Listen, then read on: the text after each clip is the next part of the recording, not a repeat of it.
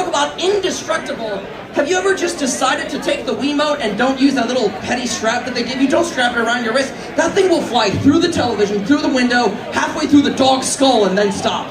Those things are indestructible. The LCD monitor, $500, you're gonna need a new one. Let's hope you bought the insurance on that one. But the idea that Nintendo gave us a controller that can now do harm to us. Have you ever looked at the Wiimote? Have you ever looked at the Wiimote, Deadpool? This is something you could use to kill someone. The Wiimote is nunchucks on a garrote wire. Make some magic happen. The first game that they gave us for it was Smash Brothers Brawl. Shoot his ass. That is supposed to, that's efficiency right then and there. You're sitting next to someone, I don't like how this is going. Use your katana. What are you doing? Playing Snake. I'm winning this. But Solid Snake in Smash Brothers Brawl, Smash Brothers, Pikachu, Kirby, all these fantasy characters, sci-fi characters crossing over in something that makes Fanfic Friday look like a Michael Bay film. And they're totally fine with this, but they brought in Solid Snake, who's from a semi-realistic setting, meaning that he has like human credentials. He looks human, he looks more believable. Can you imagine his mind clash of just stepping into Kirby's world? Where the hell am I? Hi! Can I grab a gun and DP real quick? DP? Why'd you let the Red Ranger steal your gun? I have a new fanfic in the works now. Who are you people? Listen, what do you want from me? Show me your moves. You want to see my moves? Hide in the box, hide in the box, hide in the box, hide in the box, hide in the box, hide in the box. No one can see me.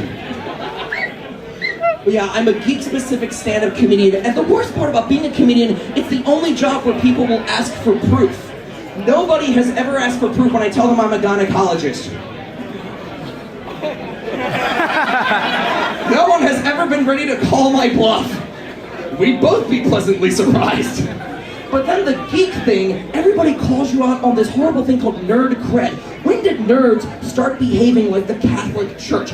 When was every fandom supposed to be respected the same damn way? A fandom, whether it be My Little Ponies, whether it be a webcomic, whether it be Marvel vs. Capcom 3, is a public park that everyone is allowed to walk around and enjoy however they want. Some people take over the gazebo, build up a furniture fort, and say, "This is the new Mordor!" They're allowed to do that, but they are freaks. That you don't leave unsupervised with children and a means to make fire. Is that your legitimate laugh? This is adorable! I feel like I'm strangling a squid toy. I feel like I'm strangling my sister's cockapoo. You guys see the tiny dogs that they're breeding now? These tiny dogs that white women breed just to like shove into a tube of chapstick. I grew up with a Doberman Pinscher and a Labrador Retriever, an actual dog. The idea that if someone was gonna break into their house, that was on them. You break into a house with a Chihuahua and you're just gonna go, "Something's wrong with that rat, kick." Dogs are a great security system. You know what else is a great security system? A security system. These micro caca schnitzer doodle puggles that they just give weird names to, cockapoo. Or the Shih Tzu and the Poodle. The Shih Tzu, I hope it does. But these tiny little dogs that are bred to get into cage matches with Beanie Babies, they're not real dogs. I would come home, and I kid you not, the dog's name was Obi-Wan Kenobi, so we called him Hobo. Hobo would come home, "You're my best friend, I'm so glad you're back. Do you want to feed me? Do you want to go for a walk? You're my best friend." Good dog. You come home, and my sister had a pug beagle, a puggle. Imagine the built-in abandonment issues and soul-piercing howl of a beagle, combined with the neuroticism and unable to breathe of a pug. This was a great idea. You come home and a real dog says, "I missed you." You come home and a little puggle goes, "How could you abandon me?" You do dinner, you sit down and your dog's like, "You're my best friend ever, you're my best friend ever." "I know, buddy, I know." Little dog comes up to you. I get freaked out all day. It was horrible. First you left, and there was another dog, and I freaked out. And then there was a leaf, and I freaked out. "Don't you ever leave me again." I'm gonna go to work tomorrow. You know that, right? Why? Because I hate you. I'm gonna come home to a suicide note and Evanescence playing in the background one of these days. You can't love me. I would. I love dogs and kids. Little Tabasco, little Sriracha. You got yourself a meal right there. I personally have no issue stealing food from children, because I know they didn't pay for it. With what, money from their jobs? We're in a recession, we can't even afford child labor. So you're good. But you say geek, you say geekist. Now, my sisters call me out on it all the time. I have a bunch of sisters who recognize that's the nerd brother. So they call me, hey, how was Man of Steel? Alright, look, just because I read Neil Gaiman's Sandman and Grant Morrison's Justice League doesn't mean I'm going to run out and see Man of Steel. I'm a Superman fan, I'm not going to see any crappy movie. Hey, you're a boring white bitch, how was TMZ? It was really good, thanks! And the geekists and the nerds will never stop. I grew up on a sci-fi family. My mother and father met through their mutual love of Star Trek, a show that teaches tolerance, science fiction. So we grew up in a very Star Trek, very sci-fi friendly household. I discovered halfway through middle school, I don't know if I like this. I'm really leaning toward fantasy, but how do I tell my parents? They'd be so ashamed. How do I come out and say I love C.S. Lewis? So I compromised, I hid from who I really was. I walked around with, oh, here's my dad, like, what are you wearing? Vulcan, Dad, I'm a Vulcan. Someday they'll learn. I came out to them one Thanksgiving and it was horrible. They stared at me, judging, and my mother said ignorant things like, have you tried not reading Tolkien? Why can't you just accept me for the way I love? Let me love who I want to love. And my father threw a batleth on the table, started screaming at me in Klingon. He screamed Shazam, and I screamed Expectro Patronum, because Moon Prison Power would have sounded gay. You do what you have to in a geekiest environment. But I'm gonna ping off of Noah's gag for a moment. I'm not gonna be the first to tell you this, and you're not gonna be the last to hear it. Big Bang Theory is not for nerds. It is blackface for nerds. It is false for nerds. We were doing a show in upstate New York, Sunday morning at a Holiday Inn, and two full fursuit furries. I kid you not, one woo for the furries. Get her! There's the clomper!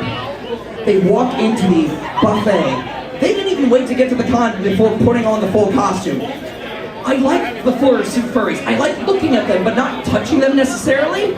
But sometimes they are the 400-pound gorilla in the room that everyone's pointing at and hoping that they can't see. They're wearing the lighthouse, the costume equivalent to a lighthouse. Look at me! And then you'll see the shy furries. Don't look at me! It's the equivalent to my saying, don't look at my balls. Don't look at my balls. Don't look, whatever you do, don't look at my balls. It's okay, just don't. Furries! And this old woman turns to my girlfriend and I and asks, what is this? So now we gotta translate. Now we have to bring them on the same page. Okay, there's an anime convention in town. They're dressed like their favorite characters. And she says to me, I swear to God, she says, oh, I get nerds. I watch The Big Bang Theory. Son of a bitch. If I could, I would flip it. You understand nerds because you watch The Big Bang Theory. Well, I know how to build a house because I used to watch Home Improvement. I know how to play Yu-Gi-Oh because I watched the Abridged series on YouTube. I know how to eat people because I watch Shark Week. The point of nerdism is a passion. You can't unlearn it. It is who you are and what you have to be. And if there's any identity that you have to grow up with, it's gonna be nerd. I'm a left-handed, straight, white guy from Bucks County, Pennsylvania. I can't change any of that. I can't change that. If I were any more American looking, I'd be killing sexy vampires on the CW. If I were any more American, they'd outsource my ass to China. But if there's something I can be a geek. I can love anime, comic books, and all of you can too. Re-engineer and define and believe and become the identity that you want to be. It's we are the geek because we are a collective. We don't have age boundaries, we don't have race boundaries, we don't have weight boundaries, we don't have political boundaries like rivers or things that we just drew. We have an entire unspoken language of memes. It's called the internet. We Hell yeah. own that.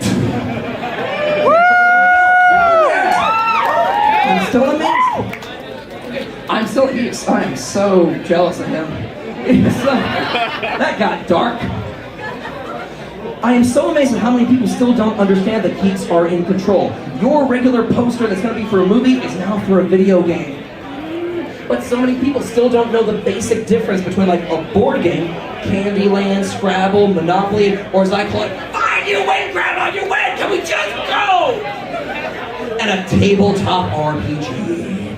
I grew up with Dungeons and Dragons, I love my World of Darkness, I accept Pathfinder like a ginger stepchild. I know it's there, but the intimacy of a tabletop RPG, we're going to invent characters. We don't know how it's going to end. We're going to start this, throw them challenges, and really grip, really see them grow and evolve.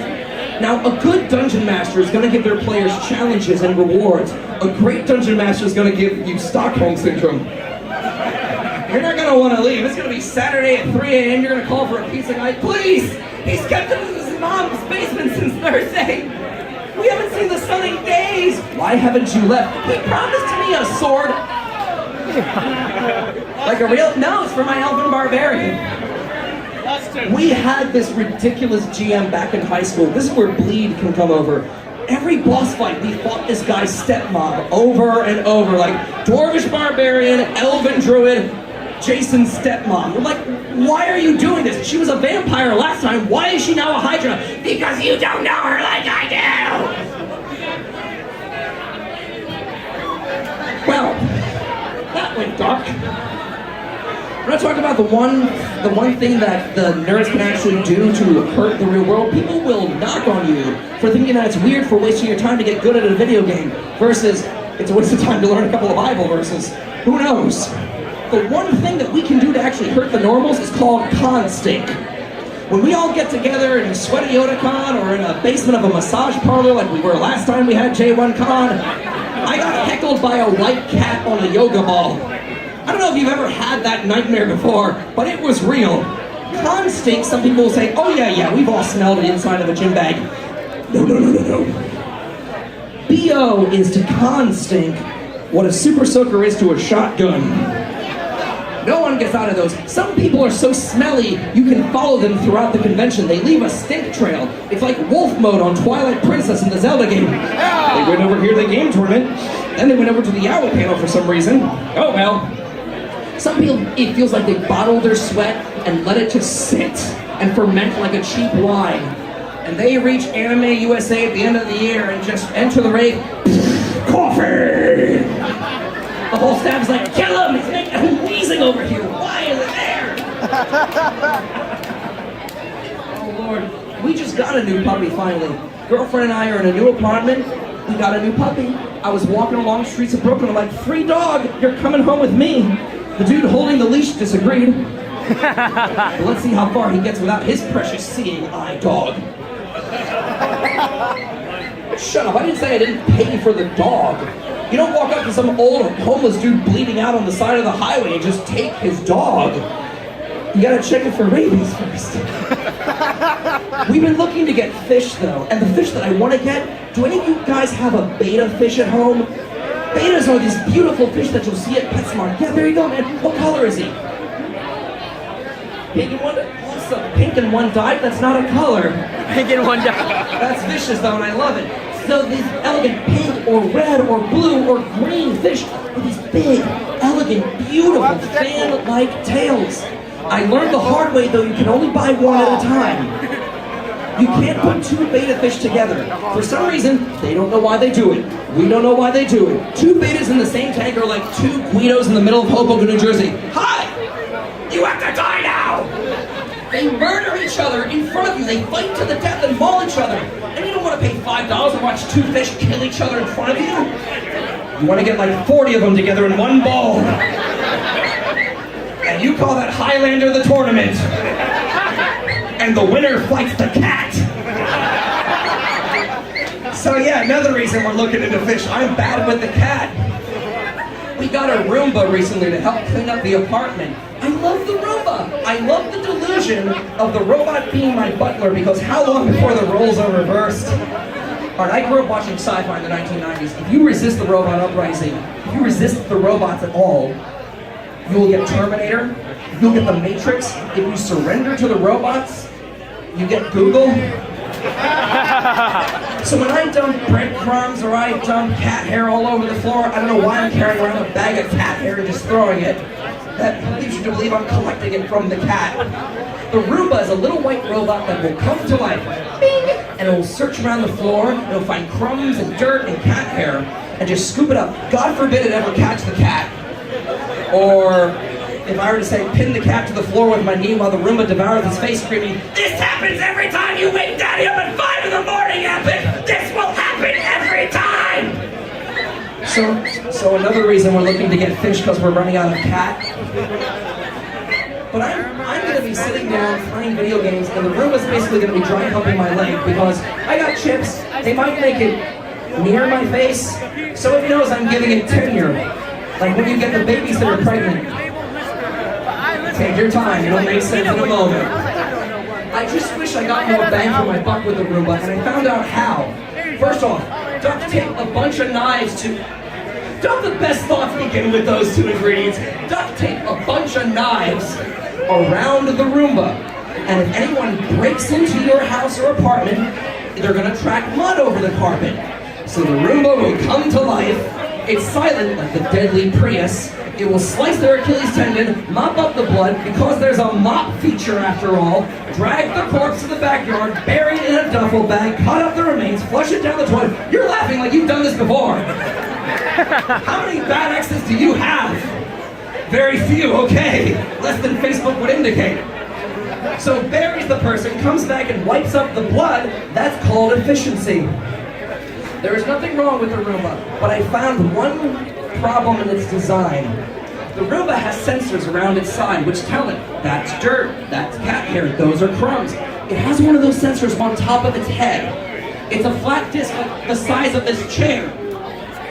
So if you do something like put a dust bunny on top of the Roomba, it knows something is there that it must clean. But it can't flip itself over, there's no robotic arm, it just sits there like Filbert from Rocko's Modern Life. Oh, I'm nauseous, and it just freaks out. It knows its purpose in life is on its head, and there's nothing it can do about it, so it just starts turning and rotating and buzzing and steaming and smoking, and the little green dot becomes red. Why was I programmed to? I hate this, I hate you, I hate exterminate, exterminate, exterminate! I like Doctor Who when the main character wasn't plot holes. I like to call Matt Smith Uncle Moonface with his amazing disappearing, reappearing eyebrows. He's kind of British hot, which is like nice on some angles, but everywhere else asymmetrical and knobby in weird places. And it's like a troll that cleans up really well. I love the idea of like Matt Smith, the last season, interrupting the pawns in their day. It was like Kramer with a time machine. And I feel like he's the weird uncle that you're forced to call uncle growing up. Let me know if you see mom or dad. Because I'm not taking any more trainees, kiddo. I've got Yo Bro and Yo Bridge, and that's enough for me. But the idea of like Doctor Who just sliding in and having cornflakes with you and breakfast. I've been to the moon! There were dinosaurs! That's great, Uncle Moonface. Do we call the cops now? I loved the Weeping Angels too. They were my favorite villains. The idea is like, so they're the deadliest game of red light, green light you'll ever play. They're perfect B-movie monsters because you never have to see them move. You can get away with just having the same dude in a morph suit, just getting closer to the camera. But can't you imagine the Weeping Angels as like an American horror movie? You've got like Rose Tyler, her face pressed against some kind of glass or a window. Angels in the background, Jonah Hill's making this expression on the poster. I never know what's going on in my movies!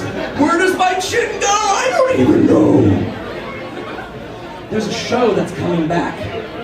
There's a show that should be coming back later this summer. It was the first anime I ever watched. It turns 20 years old this year. It was critical for getting 90s people into anime. It is about teenage girls beating up monsters wearing short skirts. It starts with an S. It ends with an angular moon. It rhymes with Taylor Moon. It's called, you said it, my love, you said it earlier. You are awesome. You are good to go, buddy. She brought you here to watch. I'm not talking to you yet, princess. She brought you here to watch a Flash movie, dress you up as Spider-Man. My mom made me throw on my Spider-Man pajamas. Granted, I was 25, but they were part of me. I figured if I wore it enough, it'd be like the symbiote suit, like Venom. Because the cons stink. Sailor Moon was a show that taught me that girls can kick just as much butt as guys, and they do. But the characters also develop, they grow, they evolve. It's like the movie Sucker Punch, but add plot. Oh crap, it's on! Sailor Moon, to me, was the greatest underdog of all time. Here's a ditz, a klutz, a high school freshman battling evil, and she doesn't even have a mentor. Okay, the Justice League has Batman. The Power Rangers had Zordon. She has a cat. She has an animal that's gonna show her affection through a headbutt and then putting her butt in your face. Has your cat ever done that? Who loves you enough to headbutt you and then put their anus in your face and ask for food? Totally kills the mood whenever I do it to come buyers. Luna, what's the Negaverse done? I'm gonna be honest, kid, when you went to school, I went right back to bed. I was gonna go crap in that box that you gave me in the laundry room, thanks, and then go back to bed, because I'm a cat. Sailor Moon taught me a lot about Japanese culture. For example, there are 3 rooms in every Japanese school. The school room, the roof, and that's it. You never saw how people got to or out of the school. Maybe there was an arch, we didn't know. But it taught me a lot about like the manga emoticons that you'll see if you read anime, if you read enough Japanese comics. Can I get like water, by the way? This is gonna be gone in another 10 minutes. Maybe you guys don't all rush at once. Just watch as the show becomes. Yeah. So you had the emoticons that Sailor Moon would teach you, okay? Like the crosshairs on the forehead, that meant anger. The blue lines that meant despair, and then the sweat drop. Remember trying to explain the sweat drop to someone who didn't watch Sailor Moon or like your parents? It means... What I started to learn was that the sweat drop represented an emotion that the Japanese have that we as Americans don't, called shame. And the way shame works is when you say something openly stupid enough to give you a talk show on VH1, The Hobbit's just a rip-off of Lord of the Rings, it looks exactly the same. You feel guilty and you shut the hell up. We don't have that here in America. We have YouTube. Sailor Moon was a team show, because it wasn't just Sailor Moon, it was the whole kit and caboodle, the whole gang. Sailor Venus, Sailor Mars, Sailor Jupiter, Sailor Neptune, Sailor Uranus, well maybe not so much Sailor Pluto anymore. Is that still gonna count? Is she still a scout? I think the first episode of the new series should be Sailor Pluto walks up to Neil deGrasse Tyson and goes, why? Why did you, I could time travel! We need that now! My cousins grew up terrified of Darth Vader. They grew up terrified of the Death Star. Oh yeah, there's only 8 steps to this.